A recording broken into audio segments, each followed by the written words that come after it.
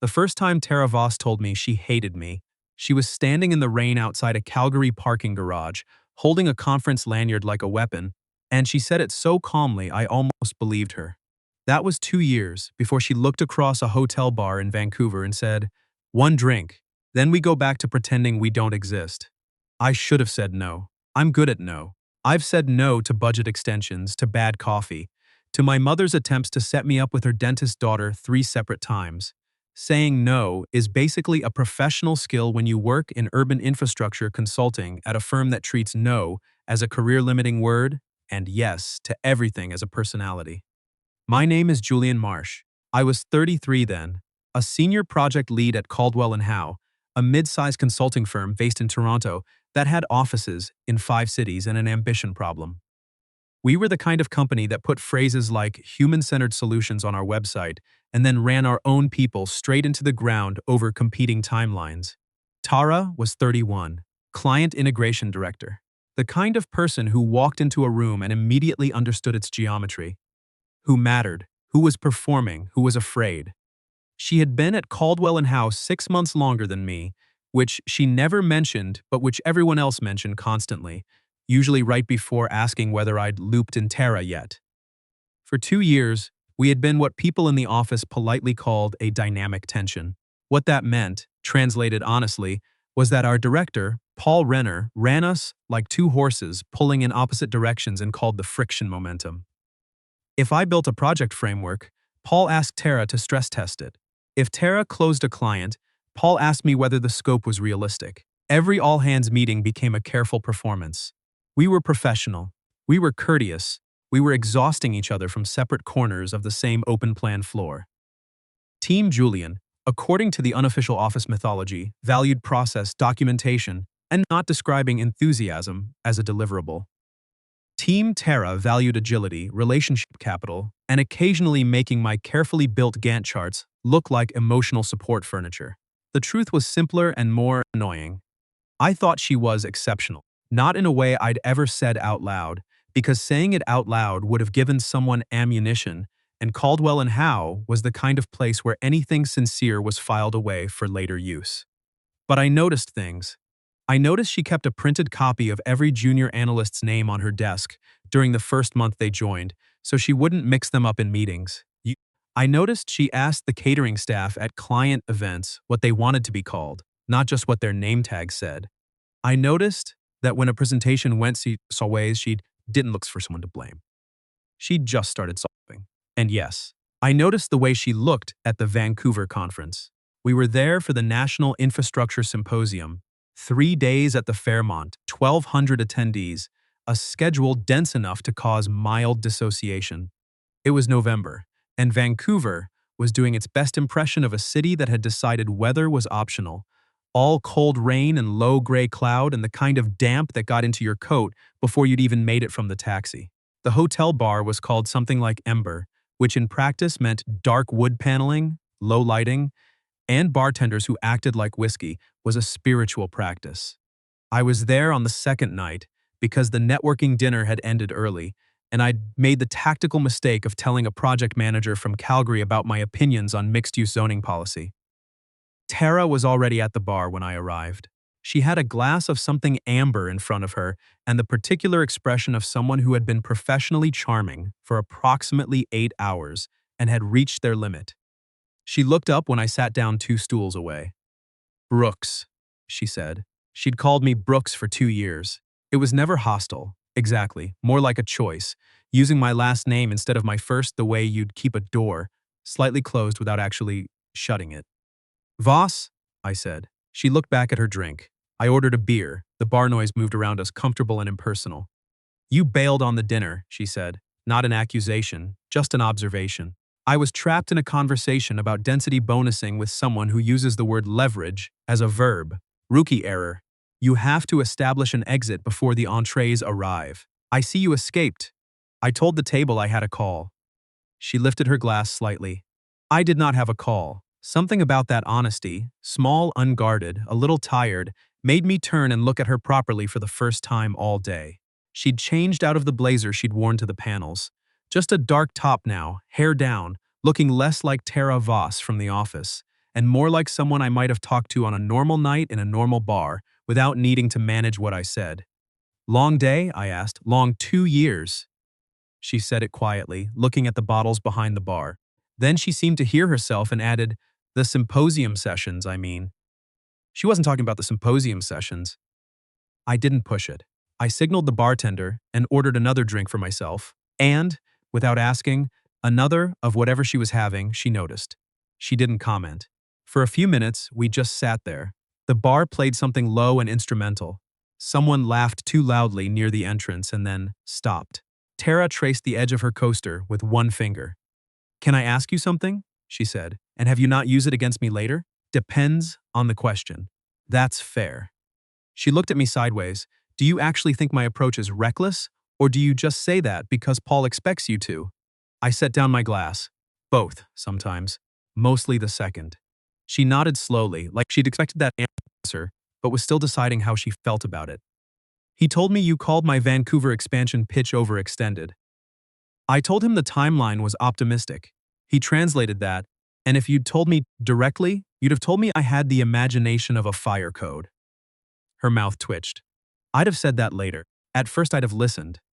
Something shifted in the air between us. Not much, just enough that I noticed the distance between our stools differently. One drink, she said then, still looking at the bar, and then we go back to pretending we don't exist. I looked at her. She looked at me. That's the proposal? I said. There's a subclause. Of course there is. No office debrief, no morning awkwardness. No reading meaning into this.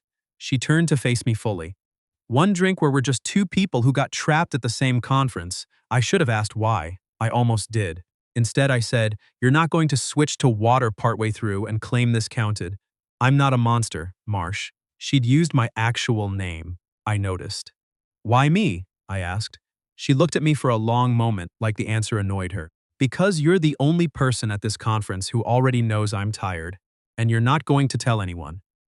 That was honest enough to sit with for a second. Across the bar, I caught Paul Renner at a corner table with two people I recognized from the Western Regional Board. He was laughing at something, relaxed, jacket off, looking like a man who had arranged everything exactly the way he wanted it. When he glanced over and saw us side by side, his expression shifted, not to surprise, but to something more calculated. Satisfaction, maybe, like we'd done something he'd anticipated. Tara saw it too. Her shoulders straightened. He's watching, she said. He's always watching. He told the Vancouver clients you and I couldn't be in the same room without it becoming adversarial. Her voice was flat. He said it like it was a feature. My jaw tightened. When did he say that? Last month, Miriam from the West Coast team mentioned it. She turned back to her drink. He positioned it as context. Said we were both excellent, but combustible together. Combustible, I repeated, his word. She took a sip. He seemed pleased with it. We both watched Paul laugh at something the board member said, easy and expansive, the performance of a man who believed confidence was the same thing as integrity. He's building something, I said. He's always building something. Question is what? The bartender refreshed my glass without being asked. Tara pushed her coaster aside. I'm just tired, she said, and this time she meant it plainly, of managing how I seem, of being careful about what lands in whose ears, of being, she paused, his evidence. I didn't know what to say to that. I had my own version of the same thing, the constant triangulation, the way every opinion I gave about Tara's work got fed back to her as something colder, the way any time I tried to align with her approach in a joint meeting, Paul had found a way to reframe it as me undermining her. You're not wrong, I said. She glanced at me, about being tired. I looked at my glass. I have about 140 emails in my drafts that I never sent because I spent too long trying to figure out how they'd sound to him before they reached you. She was quiet for a moment. Then, very carefully, he told me you'd blocked my name from the Pemberton account. He told me you'd declined to collaborate on it. Her eyes changed. Not dramatically, just a specific shift, the kind that happens when something you've been carrying one way suddenly feels different. He said that in September. In writing. I looked at her. Do you want to see the email? She stared at me. Yes, she said. Actually, yes. I pulled out my phone, found it, slid it across the bar. She read it once, then again. Her expression didn't perform anything. No theatrical shock, no studied composure, just a person reading something true and understanding what it meant. She set the phone face down on the bar between us. I have one too, she said quietly. Different project, same shape. We sat with that for a moment. The bar noise continued around us, indifferent and warm. One drink became a working session, I said. The subclause didn't cover this, new terms. She looked at me, and for a second, something unguarded moved across her face. Not attraction exactly, though that was somewhere underneath it. More like relief. The particular relief of discovering that the wall you'd been pushing against for 2 years was built by someone else, and that the person on the other side had also been pushing. My room has better Wi-Fi, she said. That's not a subclause, that's a whole new contract. Marsh. She picked up her glass. I'm not propositioning you. I'm suggesting we compare documentation. I paid for both drinks. She pretended not to notice. We rode the elevator in the particular silence of two people who have already said the complicated thing and are now managing the distance between it and the next move. She didn't press her floor. Neither did I. When the doors opened at the 14th, we both stepped out. Her room was a standard Fairmont corner, king bed, desk by the window, the kind of view of English Bay that made you briefly forget the price of doing business in Vancouver. She turned on the desk lamp and left the overhead off, which turned out to matter. I sat at the desk. She sat on the bed with her laptop. We opened our respective inboxes like detectives who'd just been handed a cold case. For an hour, we talked the way we'd never talked at work. Not strategically, not with one eye on the exit. Just, honestly. About the Pemberton account and the 3 other projects where Paul had quietly routed communication through himself. About the time she'd submitted a proposal she thought I'd dismissed, which I'd never received. About the meeting notes from last March that quoted me saying something I'd never said, which Tara had believed until right now, her face changing slowly as she reread the chain on my screen. He edited them, she said. He had access to the shared folders. I spent 3 months being careful around you because of this. She turned the laptop to face me. This is not what you wrote. I know. She closed the laptop.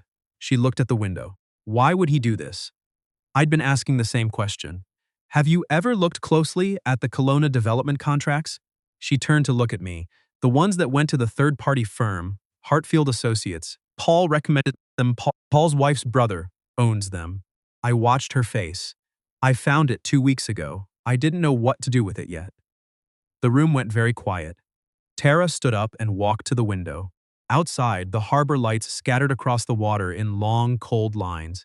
She stood with her arms folded, not tight, just contained, and I recognized the posture, the shape she took when she was thinking fast and not letting it show. He kept us fighting each other, she said, so neither of us would look at him, and everyone around us thought it was just personality conflict. Mutual, professional stubbornness. Her voice was dry. Very on brand for both of us, apparently. I got up from the desk. I didn't cross to her immediately, just stood nearer than the desk had allowed. I want to be clear about something. She turned. I never thought you were reckless. Not once. Not professionally. I looked at her.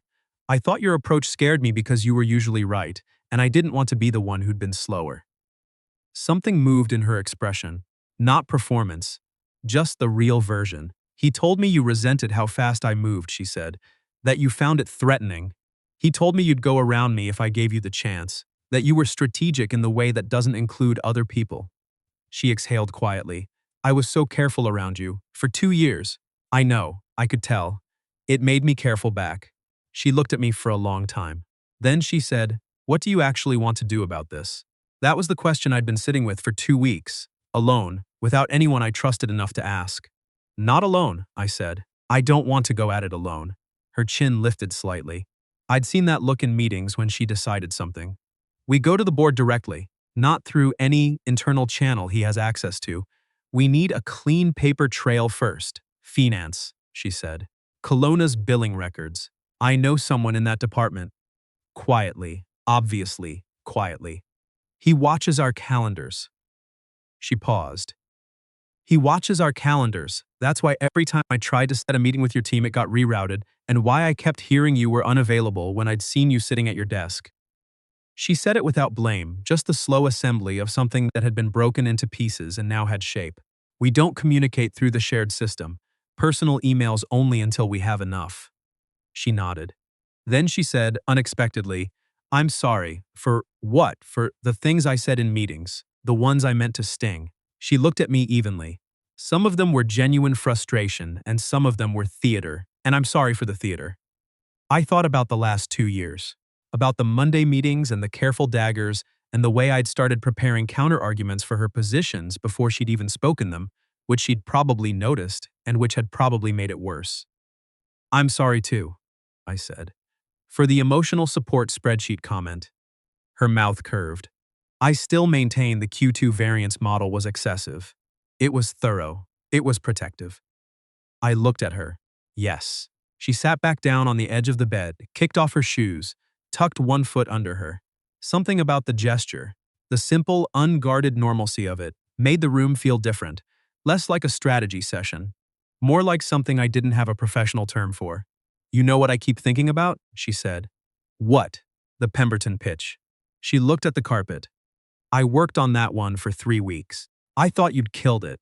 I thought you'd deliberately gone around me to Paul and recommended they go with the other firm. She shook her head. I was so angry, and it wasn't even real. I didn't know you'd pitched it. He told me the client had already chosen. The client didn't choose until a month later. Paul made the choice and told both of us it was already done. She looked up. That was 18 months ago. 18 months of pulling back, of being careful, of keeping the wall up because we both believed the other had put it there. Tara, I said. It was the first time I'd used her name without any of the usual professional scaffolding around it. She seemed to hear the difference. Yeah, I'm sorry it took this long. She looked at me for a moment. Then she said, we didn't have the information, no. We had what we were given, which was wrong. She agreed. She tilted her head slightly. Marsh, still here. Are you good at this part? Whatever this is. I considered that. I'm usually better at the documentation stage, she laughed. It was a real laugh, quiet, and a little startled, and it did something definitive to the space between us. I sat beside her. Not immediately close, close enough. We talked for another hour. About the firm, about what we wanted to do with what we knew, about what we'd each been building toward before Paul Renner had made it into a competition. She told me about the community development project she'd been trying to get greenlit for 8 months that kept losing its budget approval. I told her about the transit corridor proposal that Paul had quietly deprioritized after I'd brought Tara's methodology into the framework, which I'd never told her because I'd assumed she wouldn't care. I would have cared, she said. I know that now. She stole a handful of the mixed nuts from the minibar without asking. I didn't say anything. She noticed that I didn't say anything and seemed to file it away. At some point, the rain got heavier against the window. At some point, we stopped talking about Paul and started talking about other things. The project she'd wanted to do before consulting, the city planning work she'd almost gone into, the reason I'd taken the Toronto offer over the one in Montreal, which had involved a complicated set of circumstances that she listened to entirely without offering an opinion, which was unusual for her and somehow nicer for it. You're not telling me I made the wrong call, I said. I don't know enough to say that. You usually have a view. I usually perform having a view. She looked at the window. That's different. It was past midnight. The rain had settled into something steady and permanent sounding. We should sleep, she said, not moving. We should. She looked at me. This is the part where I say something deflecting. You don't have to. She was quiet for a moment. Then, I noticed you, from the beginning. She said it like she was correcting a record. I told myself it was threat assessment. Same. You're not supposed to agree that fast. Would you prefer I pretend? No, she said. And then, no, actually, I've had enough pretending. She leaned in and kissed me, not dramatically, just a decision. Careful and then not careful, the way things go when the caution was the only thing holding them back. When she pulled away, she rested her forehead against mine for a second. This changes the documentation strategy, she said. Only slightly. We'll need separate paper trails. I already have mine. Efficient. But she was smiling. I stayed in her room until 2 a.m., which was later than either of us planned and earlier than the night wanted to be. When I finally left, she was sitting cross-legged on the bed with her laptop open and a second cup of tea, and she looked up when I got to the door and said, "Marsh, Voss, get some sleep." A pause. Julian. My name in her mouth, used deliberately, like she was choosing to drop something she'd been carrying for 2 years. "You too," I said. "Tara." The hallway was empty and fluorescent and ordinary in every way. I walked back to my room feeling like someone had handed me a map to a place I'd been trying to find with the wrong directions. The next morning, she wore a dark green blazer and walked into the opening session like she owned the building permits. I was at the coffee station when she passed, and she said, without looking at me, "Try not to slow down the round table with your retrospective risk methodology, Marsh." I picked up my coffee. "Try not to oversell the room on ambition without a delivery framework, Voss." 3 people nearby laughed. Across the room, Paul Renner saw us and visibly relaxed. His first mistake. Under the round table an hour later, when a keynote speaker from the city of Vancouver was explaining the future of public-private infrastructure partnerships, Tara's hand found my knee beneath the table and pressed once. Brief. Specific. A signal that meant something only to me. I didn't look at her. I took out my notepad and wrote a name. Kelowna Finance Audit, Sandra K. I slid it half an inch to the right. Tara glanced down, took my pen, just took it, naturally, like she'd done it before, and added 2 names beneath mine. Then she capped the pen and set it back on my side of the table. Her knee stayed against mine for the rest of the session. By the lunch break, we had 3 confirmed contacts. By the afternoon roundtable, we'd exchanged the personal email addresses we'd use for everything going forward.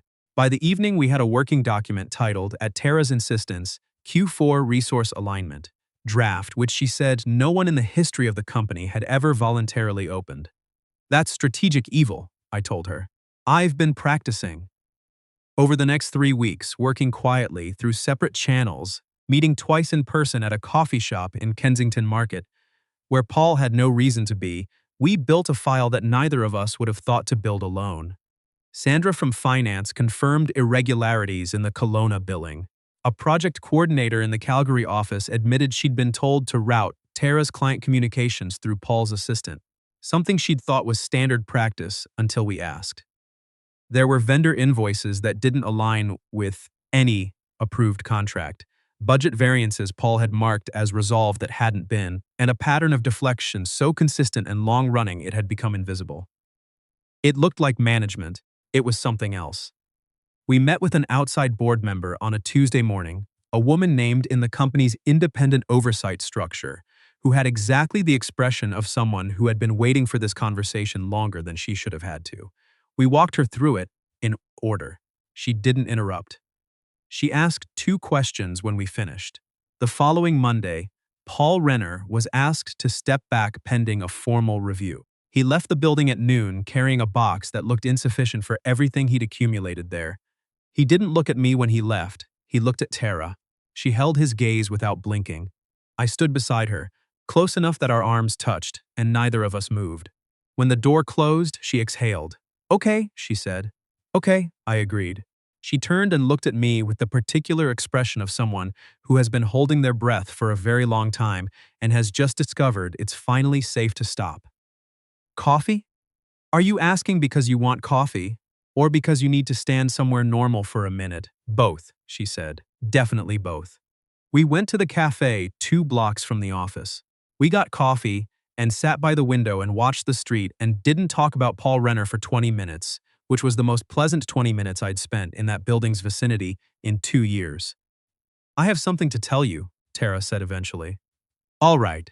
The community development project, the one that kept losing funding." She looked at her cup. "I resubmitted it last week. Under both our names." I looked at her. "You didn't ask, I was going to. Then I decided to see if you'd object, and if I had, I'd have removed your name and felt bad about it." She looked up. "Do you object?" "No," I said. "Obviously not." She nodded, like that was settled. Then quietly, "I want to do good work. I think we could do better work together than either of us did trying not to work with each other." "That's almost certainly true. And I think," she paused, "I think the rest of it is also true. The part that isn't about work." I looked at her across the table, this woman who had walked into the same building as me for 2 years, and who I had spent 2 years learning the wrong version of. "I think so too." She nodded once, certain the way she'd close a meeting when the decision was made. Then she reached across the table and stole a piece of my blueberry scone. You didn't ask, I said. I was establishing a pattern. I let her. She noticed that I let her. She smiled at the window. 7 months later, Caldwell and Howe had a new VP of strategic partnerships and a vendor review process that would have made the old arrangement impossible. Tara's community development project got approved, funded, and started construction in Scarborough in the spring. We worked on it together, which meant we argued about it constantly and productively, and the project coordinator told someone she'd never seen a working relationship like ours before, and the someone who told her wasn't sure if that was a compliment. It was. The following year, Tara was offered a director position with a firm she'd been watching for 3 years. The offer was significant. She told me about it on a Saturday morning in her kitchen while I was making coffee badly and she was reading something at the counter. I'm thinking about it, she said. You should think about it. She looked up. They offered you one too. I nearly dropped the coffee pot. What? Different scope. Policy and infrastructure advisory. She watched my face. They reached out to me first, and I may have said I worked best in conjunction with a specific colleague. You may have. I did. She set down her reading. I thought about it genuinely. No. Are you interested? I thought about that too. Ask me again on Monday. Why Monday? Because I want to think about it without you looking at me. She went back to her reading, but she was smiling. We said yes on Wednesday, both of us. We gave notice the following week, which caused a specific kind of quiet to fall over the floor of Caldwell and Howe that had the quality of something expected, finally arriving. On our last day, I found a note on my desk. Just 4 words, in Tara's handwriting, on a post-it in the particular yellow she used for anything she meant to actually keep. Try not to coast. I folded it and put it in my jacket pocket. Downstairs, she was waiting at the elevator with her coat on and the particular look she got when she'd already done the planning and was just waiting for everyone else to arrive. Ready? She said. Probably not, same. She pressed the button. We'll figure it out. The elevator opened. We stepped in.